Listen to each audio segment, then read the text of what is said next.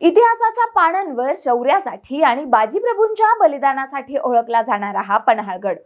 पण याच रांगड्या गडाच्या हृदयामध्ये सौहार्दाचा एक नंदादीप कित्येक शतकांपासून तेवतोय. तो नंदादीप म्हणजे पन्हाळगडाचे ग्रामदैवत आणि हिंदू मुस्लिम ऐक्याचे प्रतीक असलेले हजरत पीर शहाबुद्दीन खतालवली उर्फ सादोबा.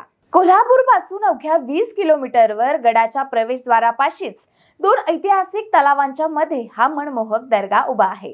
याचा तुर्की पद्धतीचं दगडी नक्षीकाम असलेलं बांधकाम महाराष्ट्रात दुसरीकडे कुठेही पाहायला मिळत नाही.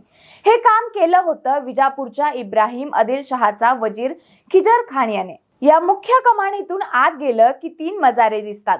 डावीकडे मुख्य मजार सादोबांची, मध्ये त्यांचा मुलगा मासूम साहब आणि तिसरी त्यांच्या पत्नी मासाहेब यांची. सादोबांना खूप उशिरा मुलगा झाला, पण तोही लहानपणीच वारला.